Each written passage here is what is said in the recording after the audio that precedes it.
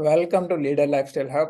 As we have set the target of completing 200 book summaries in the entire year, here comes the book number 173.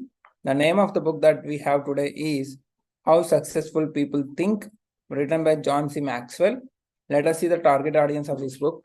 The 18-year-old car salesman who lives weekend to weekend, the 65-year-old business owner coming to the end of his career, and anyone who has not thought about next year lately. Let us see the small synopsis. This book is all about, says that 11 specific ways of thinking you can practice to live a better, happier, and more successful life. Let me repeat the statement. How successful people think. This book provides 11 specific ways of thinking you can practice to live a better, happier, and more successful life. Let us see the powerful quotation from author himself. Good thinkers are always in demand, written by John C. Maxwell. Good thinkers are always in demand. I always struggle with the books using chains of logic like successful people do X, and you will success too. Means many people says that success people do this and you also do the same and you will get success. Most of the time, the habit or activity in a question was only one small part of everything that person did. Sometimes there are even habits they likely acquired to deal with their success after they had it, not before. The truth is, you can find examples of successful people for every habit and its polar opposite. So when John C. Maxwell asserts that all successful people think alike, I cringe a little. But he does have a point when it comes to thinking at all. John C. Maxwell also telling like that all successful people think alike, that they should do as opposed to most folks who just live day to day, month to month, paycheck to paycheck. Still, it is just one of his many books on leadership and success. So don't treat how successful people think as a checklist of habits to pick up. The one caveat that I have about this book is the one I gave at the beginning. Don't use it as a checklist, but as an occasional source of inspiration and making things itself a habit. Even if all how successful people think does is get you set aside a few minutes of your time to practice thinking as a standalone activity, it will have been well worth the read. While it outlines 11 specific kind of thinking, let us see what are the 11 specific things. First one is big picture. Second one is focused. Third one is creative. Fourth one is realistic. Fifth one is strategic. Sixth one is possibility. Seventh one is reflective. Eighth one is popular. Ninth one is shared. And 10th one is unselfish. And the 11th one, final one, the bottom line. Its main message is to look at thinking itself as an activity that can stand on its own. Let me repeat all the 11. Big picture, focused, creative, realistic, strategic, possibility, reflective, popular, shared, unselfish, bottom line. That said, here are the three of those particular types of thinking to help you start exploring. In this summary, we are going to have a look on 3 of the 11 thinking kinds. Before you start your day, consider which items on your calendar will be your biggest chances to learn. That is called big picture. And the second important kind of thinking is a very simple way to practice being creative is to list more possible choices when making a decision. And if someone wrote your obituary for tomorrow's paper, what would it say about your contributions to society? Think of that. If someone says about your obituary in the tomorrow's paper, what would it say about your contributions to the society till date? Regardless of their degrees of success, let us learn something from good thinkers about how to use your mind. Let us see the lesson number 1. Look for learning opportunities in your schedule every day. I can't help but laugh when people are freaking out about insular events like missing the deadline for their tuition payment in college. I'm not mean, I just see the big picture. Usually, I used to use this to try and help my friends calm down. Look, they only put up a deadline so people wouldn't forget it altogether. Nothing is going to happen. You can just pay it a couple days late. What's more, even if it meant getting kicked out of school, there are so many things you could do, like enrolling in a different school or program, suing your way back in, or just abandoning college altogether. And while I think about the big picture a little too often and doubt on my own plans, most people lack their awareness. If you are someone who gets stressed out by rather small problems like that, maybe John's tactic can help you. Before you begin your day, look at all appointments on your calendar and think about which ones will be the biggest learning opportunities. By preparing the most important events each day, you remain open to finding new ways of doing things, changing direction, and be reminded that there is more to life than your little 24 hours plan. John used this to be on high alert when he had dinner with an NLF coach as an example. He thought of lots of questions beforehand and left the table full of new ideas and inspiration. So learn opportunities and take opportunities as a learning experiences. Look for all the learning opportunities in every day. Let us move on to the lesson number 2. That is called big picture. Just check for the big picture of your day as well as life. Second lesson is the easiest way to practice creative thinking is to come up with more options for your decision. Each year, the message seems to become louder. You have to be creative to do work that is valuable. But a lot of people be creative sounds like a hard and abstract task.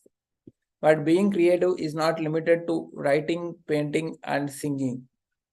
Every time you make a decision, you have to engage in creative thinking. Even adding just one more option to your roster of possible choices is a creative act. For example, take the task of buying cereal. Most of us have our favorite brand, so we run straight to the SL7 and grab a box of cinnamon toast crunch. But what if you considered a new option? As soon as you start to wonder what cocoa puffs taste like, how crunchy they might be, and why they turn the milk a brown color, you are thinking creatively. Means there are two types of thinking here. Most of us in the left hand, we run straight to the ISIL 7, grab a box and eat it. The second option is ask about what these cocoa puffs taste like and how crunchy they might be and why they turn the milk into a brown color. That means you are thinking creatively. I know our school system has us wired to believe there is only one answer to each question, but that is not the case. For every question, there might be the multiple answers. Instead of looking for the single one and only option, think about how you can find the best out of many.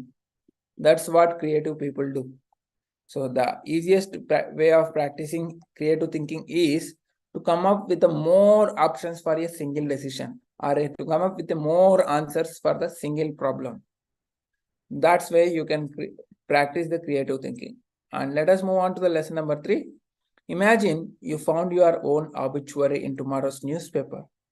What would it say about you, how you treated others? Many young people don't read newspapers anymore. Why? Because it is already full of negativity spread over the newspapers. But just imagine opening tomorrow's edition of your local tabloid only to find an article titled "The Merchant of Death is Dead." Somehow your name is mentioned like that. Some merchant is dead in the obituary section. It's all about you. That's what happened to Alfred Nobel, a famous Swedish inventor in the late 1800s. The reporter had confused him with his brother, thus writing about how the inventor of dynamite had finally been blown away. Faced with the ugly truth about how people would remember him if he died soon, Nobel decided to do something a little more, well, noble. In his will, he postulated that over 90% of his vast fortune, whatever his wealth accumulated, be used to award prizes to the brightest minds in several scientific, literary, and academic fields. This was the decision that came on this powerful question. So, if your obituary is going to publish in the next day's paper, what it would be, how you treat others. That question made him to think like he postulated 90% of his fortune be used to award prizes. That's how the Nobel Prize was born. The idea born from the question. What is the lesson here? Sometimes the best way to make our own problems go away is to focus on the problems of others. By contributing to something bigger than ourselves, we practice unselfish thinking. Let us take an example. Yesterday, I spent all day helping my sisters move. I did not get any work done, but I had a great night's sleep because I knew I had done something useful. Yes, especially in my case, I went for a physical task of 40 to 50 minutes where I have made some useful work and I had a great night's sleep as well. So I feel that I have done something useful yesterday. You can do this in small and in big ways, but it always works.